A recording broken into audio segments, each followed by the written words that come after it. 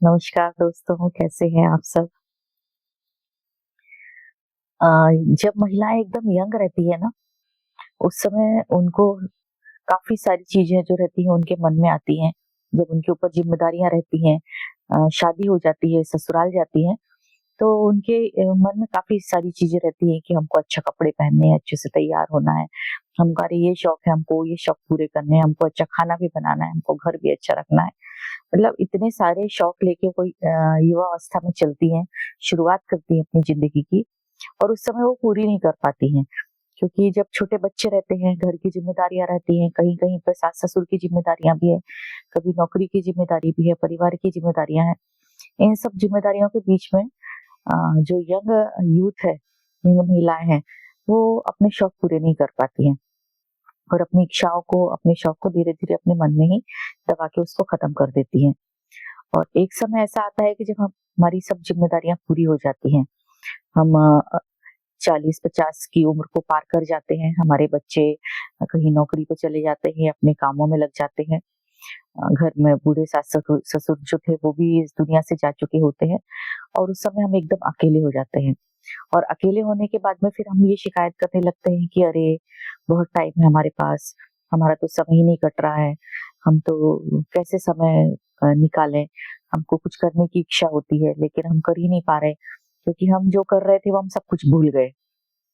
जो young age में हम थोड़ा बहुत कुछ महिलाएँ पेंटिंग कर लेती थी, कुछ महिलाएँ कढ़ाई-बुनाई, सिलाई कर लेती थी, सबके अपने-अपने शौक थे।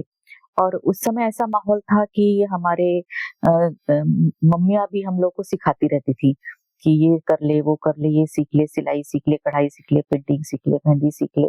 कुछ ना कुछ हमको सिखाती थी, छुट्टियों में भी हमको कोई क्राफ्ट की स्कूल में भेज देती थी कि जाओ वहाँ से कुछ सीख के आओ।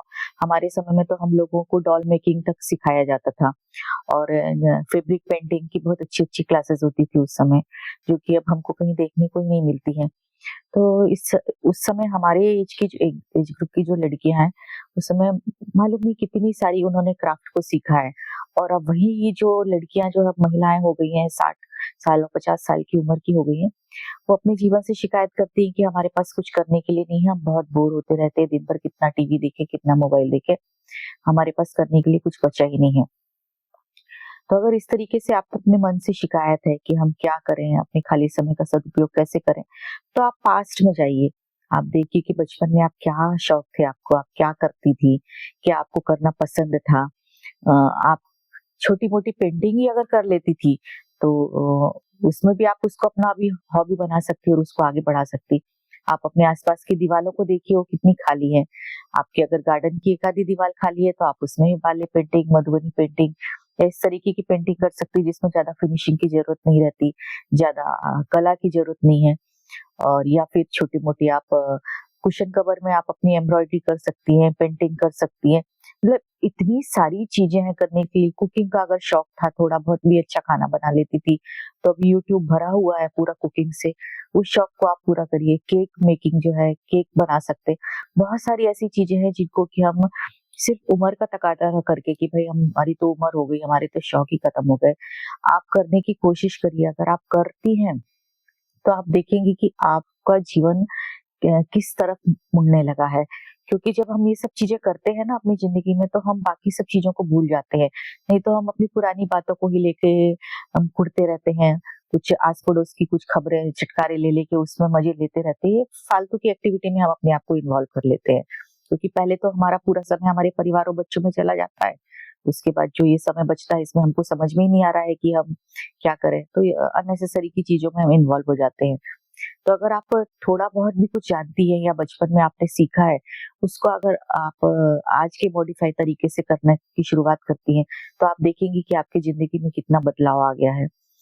अगर अ, मेडिटेशन अगर आप करते हैं ना, अगर मेडिटेशन का सच में आपको परिभाषा मालूम है कि मेडिटेशन क्या होता है, तो अगर आप इस तरीके की चीज़ों में इन्वॉल्व हो जाती हैं और आप उसमें करते-करते इतनी उसके अंदर खो जाती हैं, तो आप महसूस करेंगे कि आप कितनी खुश हैं, कितना आपको अंदर से सैटिस्फैक्शन मिल रहा है, कितना शांत है हमारा चित्त, हमारा मन, कितना अच्छा हम फ़ील कर रहे हैं, क्योंकि हमने कुछ नया क्रिएट किया। अपनी लाइफ़ में बोरिंग लाइफ़ से हम हट के हमने कुछ नया किया, तो वो हमारे मेडिटेशन के जैसा हो गया। मतलब हमारी दिनचर्या को इतना सुखी और इतना शांत बना देगा कि हमको लगने लगेगा कि सच में हमने अपना इतना समय ज़िंदगी का कैसे बर्बाद कर लिया और काश हमको ये चीज़ें हम पहले मालूम रहती थी और हम कर पाते थे।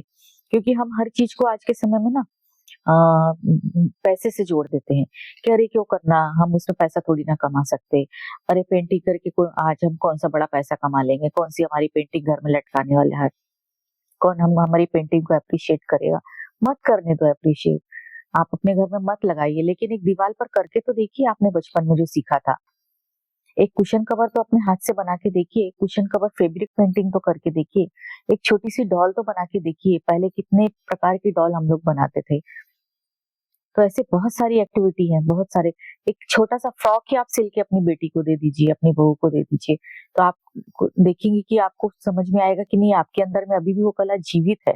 वो कहीं जाके छिप गई थी कोने में, वो अब बाहर निकल रही है और आप इतना संतोष महसूस करेंगी और आपके अंदर में इतनी खुशी महसूस होगी कि आपको लगेगा कि सच में ज़िंदगी के कितना कीमती साल हमने ये सोचने में बर्बाद कर दिया कि अब हम कुछ काम के नहीं हैं और हम क्या करें, हमारे पास तो टाइम ही टाइम है। तो टाइम आपके पास बहुत है और आप उसमें बहुत कुछ कर सकती हैं। ज़रूरत है मन के अंदर छिपे हुए अपने गुणों को निकालने की और उनको निखारने की। समय कभी खत्म नहीं होता है। आप 60 की भी होंगी तो भी कर सकती हैं, 70 की होंगी तो भी कर सकती हैं। उस बाहर की चीज़ों से हमको लेना-देना नहीं है, हमको अपने अंदर की खुशी से लेना-देना है। आपका अगर मन खुश हो रहा है तो आप करिए और उस एक्टिविटी में इन्वॉल्व होजिए।